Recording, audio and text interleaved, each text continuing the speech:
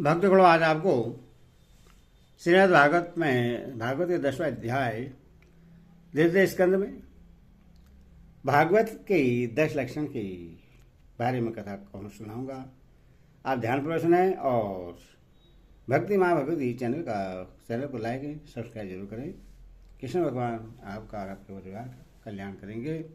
और कथा सुनिए, जो भी त्रुटि होगी माफ करना। श्री सुखदेव जी कहते हैं, परीक्षित, इस भगवत पुराण में सर्ग, विसर्ग, स्थान, पोषण, ऊति, मनवंतरम, ईशानुकथा, निरोध, मुक्ति और आश्रय, इन 10 विषयों का वर्णन है। इनमें जो 10वां आश्रय तत्व है, उसी का ठीक ठीक निश्चय करने के लिए कहीं श्रुति से, कहीं तात्पर्य से और कहीं दोनों के अनुकूल अनुभव से महात्माओं ने अन्य 9 विषयों का बड़ी सुगम रीति से वर्णन किया है। ईश्वर की प्रेरणा से गुणों में शुभ होकर रूपांतर होने से जो आकाशादि पंचभूत, शब्दादि तन्मात्राएं, इंद्रियां, अहंकार और महत्त्व की उत्पत्ति होती है, उसी को सर्ग कहते हैं। उस विराट पुरुष से उत्पन्न ब्रह्मा जी के द्वारा जो विभिन्न चराचर सृष्टियों का निर्माण होता है, उसका नाम है विसर्ग। प्रतिपद नाश की ओर बढ़ने वाली सृष्टि को एक मर्यादा में स्थिर रखने से भगवान विष्णु की जो श्रेष्ठता सिद्ध होती है, उसका नाम स्थान है। अपने जरा सृष्टि में भक्तों के ऊपर उनकी जो कृपा होती है, उसका नाम है पोषण। मनवंतरों के अधिपति जो भगवत भक्ति और प्रजा पालन रूप शुद्ध धर्म का अनुष्ठान करते हैं, उससे मनवंतर कहते हैं। जीवों की वे वासनाएं जो कर्म के द्वारा उन्हें बंधन में डाल देती हैं, ऊति नाम से कही जाती है। भगवान के विभिन्न अवतारों की और उनके प्रेमी भक्तों की विविध आख्यानों से युक्त गाथाएं इस कथा है। जब भगवान योग निद्रा स्वीकार करके शयन करते हैं, तब इस जीव का अपनी उपाधियों के साथ उनमें लीन हो जाना निरोध है। अज्ञान कल्पित कौतित्व, भोक्तृत्व आदि अनात्म भाव का परित्याग करके अपने वास्तविक स्वरूप परमात्मा में स्थित होना ही मुक्ति है। परीक्षित, इस चराचर जगत की उत्पत्ति और प्रलय जिस तत्व से प्रकाशित होते हैं, वह परम ब्रह्मा ही आश्रय है। शास्त्रों में उसी को परमात्मा कहा गया है, जो तेज आदि इंद्रियों का अभिमानी दृष्टा जीव है। वही इंद्रियों के अधिष्ठार्थ देवता सूर्य आदि के रूप में भी है, और जो नेत्र गोलक आदि से युक्त दृष्टि देह है, वही उन दोनों को अलग अलग करता है। इन तीनों में यदि एक का भी अभाव हो जाए तो दूसरे 2 की उपलब्धि नहीं हो सकती। अतः जो इन तीनों को जानता है, वह परमात्मा ही सबका अधिष्ठान आश्रय तत्व है। उसका आश्रय वह स्वयं ही है, दूसरा कोई नहीं।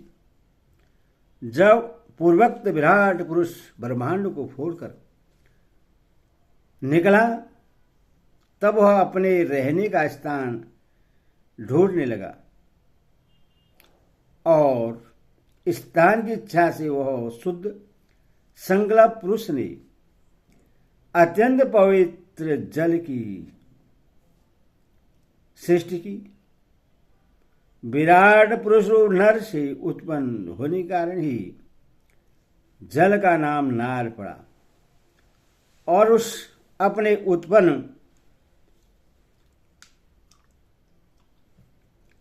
किए हुए नार में वह पुरुष 1000 वर्षों तक रहा। इसी से उसका नाम नारायण हुआ। और नारायण भगवान की कृपा से ही द्रव्य, कर्म, काल, स्वभाव और जीव आदि की सत्ता है। उनके उपेक्षा कर देने पर और किसी का असुस्तत्व नहीं रहता। उन आदित्य भगवान नारायण ने योग निद्रा से जगकर अनेक होने की इच्छा की। तब अपनी माया से उन्होंने अखिल ब्रह्मांड के बीज स्वरूप अपने सुवर्णमय वीर्य को 3 भागों में विभक्त कर दिया। अधिदेव, अध्यात्म और अधिभूत। परिसिद्ध विराट पुरुष का एक ही वीर्य 3 भागों में कैसे विभक्त हुआ, सो सुनो। विराट पुरुष के हिलने डोलने पर उनके शरीर में रहने वाले आकाश से इंद्रिय बल, मनोबल और शरीर बल की उत्पत्ति हुई। उनसे इन सब का राजा प्राण उत्पन्न हुआ। जैसे सेवक अपने स्वामी राजा के पीछे पीछे चलते हैं, वैसे ही सबके शरीरों में प्राण के प्रबल रहने पर ही सारी इंद्रियां प्रबल रहती हैं, और जब वह सुस्त पड़ जाता है तब सारी इंद्रियां भी सुस्त हो जाती हैं। जब प्राण जोर से आने जाने लगा तब विराट पुरुष को भूख प्यास का अनुभव हुआ। खाने पीने की इच्छा करते ही सबसे पहले उनके शरीर में मुख प्रकट हुआ। मुख से तालु और तालु से रसेंद्री प्रकट हुई। इसके बाद अनेकों प्रकार की रस उत्पन्न हुई, जिन्हें रसना ग्रहण करता है। जब उन्हें इच्छा बोलने की हुई तब वाग इंद्रिय, उसके अधिष्ठाता देवता अग्नि और उनका विषय बोलना, ये तीनों प्रकट हुए। इसके बाद बहुत दिनों तक उस जल में ही वे रुके रहे। श्वास के वेग से नासिका छिद्र प्रकट हो गई। जब उन्हें सूंघने की इच्छा हुई तब उनकी नाक ज्ञानेन्द्रिय आकर बैठ गई और उसके देवता गंध को फैलाने वाले वायुदेव प्रकट हुए। पहले उनके शरीर में प्रकाश नहीं था। फिर जब उन्हें अपने को तथा दूसरी वस्तु को देखने की इच्छा हुई तब नेत्रों के छिद्र, उनका अधिष्ठाता सूर्य और नेतेंद्रिय प्रकट हो गए। उन्हीं से रूप का ग्रहण होने लगा। जब वेद रूप ऋषि विराट पुरुष को स्थितियों के द्वारा जगाने लगे तब उन्हें सुनने की इच्छा हुई। उसी समय कान उनकी अधिष्ठात्री देवता, दिशाएं और सुरेंद्र प्रकट हुई। इसी से शब्द सुनाई पड़ता है। जब उन्होंने वस्तु की कोमलता, कठिनता, हल्कापन, भारीपन, उष्णता और शीतलता आदि जाननी चाहिए तब उनके शरीर में चर्म प्रकट हुआ। पृथ्वी में से जैसे वृक्ष निकल आते हैं उसी प्रकार उस चर्म में रोएं पैदा हुई और उसके भीतर बाहर रहने वाला वायु भी प्रकट हो गया। स्पर्श ग्रहण करने वाली त्वचा इंद्रिय भी साथ ही साथ शरीर में चारों ओर लिपट गई और उससे उन्हें स्पर्श का अनुभव होने लगा। जब उन्हें अनेकों प्रकार के कर्म करने की इच्छा हुई तब उनके हाथ उगाए। उन हाथों में ग्रहण करने की शक्ति हस्तेंद्र तथा उनके अधिदेवता इंद्र प्रकट हुए और दोनों के आश्रय से होने वाला ग्रहण रूप कर्म भी प्रकट हो गया। जब उन्हें अभिष्ट स्थान पर जाने की इच्छा हुई तब उनके शरीर में पैर उगाए। चरणों के साथ ही चरण इंद्र के अधिष्ठाता रूप में वहां स्वयं यज्ञ पुरुष भगवान विष्णु स्थित हो गए और उन्हीं में चलना रूप कर्म प्रकट हुआ। मनुष्य से चरणेन्द्र से चलकर यज्ञ सामग्री एकत्र करते हैं। संतान रति और स्वर्ग भोग की कामना होने पर विराट पुरुष के शरीर में लिंग की उत्पत्ति हुई। उसमें उपस्तेंद्र और प्रजापति देवता तथा इन दोनों के आश्रय रहने वाली काम सुख का आविर्भाव हुआ। जब उन्हें मल त्याग की इच्छा हुई तब गुदाधार प्रकट हुआ। तब साहस उसमें पाशु इंद्र और मित्र देवता उत्पन्न हुए। इन्हीं दोनों के द्वारा मल त्याग की क्रिया संपन्न होती है। अपान मार्ग द्वारा एक शरीर से दूसरे शरीर में जाने की इच्छा होने पर नाभि द्वारा प्रकट हुआ। उससे अपान और मृत्यु देवता प्रकट हुए। इन दोनों के आश्रय से ही प्राण और अपान का बिछो यानी मृत्यु होती है। जब विराट पुरुष को अन्न जल ग्रहण करने की इच्छा हुई तब कोख आर्त और नाड़ियां उत्पन्न हुई। साथ ही कुशी के देवता समुद्र, नाड़ियों के देवता नदियां एवं तुष्टि और पुष्टि ये दोनों उनके आश्रित विषय उत्पन्न हुए। जब उन्होंने अपनी माया पर विचार करना चाहा तब हृदय की उत्पत्ति हुई। उससे मन रूप इंद्रिय और मन से उसका देवता चंद्रमा तथा विषय कामना और संकल्प प्रकट हुआ। विराट पुरुष के शरीर में पृथ्वी जल और तेज से 7 धातुएं प्रकट हुई। त्वचा, चर्म, मांस, रुधिर, मेद, मज्जा और अस्थि। इस प्रकार आकाश, जल और वायु से प्राणों की उत्पत्ति हुई। श्रोतादि सब इंद्रियां शब्दादि विषयों को ग्रहण करने वाली हैं। वे विषय अहंकार से उत्पन्न हुए हैं। मन सब विकारों का उत्पत्ति स्थान है और बुद्धि समस्त पदार्थों का बोध कराने वाली है। मैंने भगवान के इस स्थूल रूप का वर्णन तुम्हें सुनाया है। यह बाहर की ओर से पृथ्वी, जल, तेज, वायु, आकाश, अहंकार, महत्त्व और प्रकृति इन 8 आवरणों से घिरा हुआ है। इससे बड़े भगवान का अत्यंत सुस्वरूप है। वह अव्यक्त, निर्विशेष, आदि, मध्य और अंत से रहित एवं नित्य है। वाणी और मन की वहां तक पहुंच नहीं है।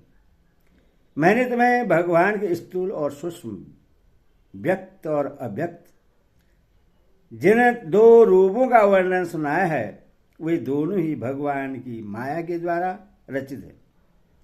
इसलिए विद्वान पुरुष इन दोनों को ही स्वीकार नहीं करते। वास्तव में भगवान निष्क्रिय हैं।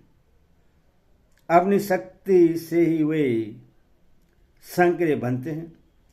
फिर तो वे ब्रह्मा का या विराट रूप धारण करके वाच्य और वाचक शब्द और उसके अर्थ के रूप में प्रकट होते हैं और अनेकों नाम रूप और क्रियाएं स्वीकार करते हैं। परीक्षित, प्रजापति, मनु, देवता, ऋषि, पितर, सिद्ध, चारणी, गर्धव, विद्याधर, असुर, यक्ष, किन्नर, अप्सराएं, नाग, सर्व, किमपुरुष, ओरक, मार्तिकाएं, राक्षस, पिशाच, प्रेत, भूत, विनायक, कुष्मांड, उन्माद, बेताल, यादुधान, ग्रह, लक्ष्मी, मृग, पशु, वृक्ष, पर्वत, शरीर, ईश्वर इत्यादि जितने भी संसार में नाम रूप हैं सब भगवान के ही हैं। संसार में चर और अचर भेद से दो प्रकार की और जरायुज, अंडज, स्वदज और उदज भेद से चार प्रकार की जितने भी जलचर, थलचर तथा आकाशचारी प्राणी हैं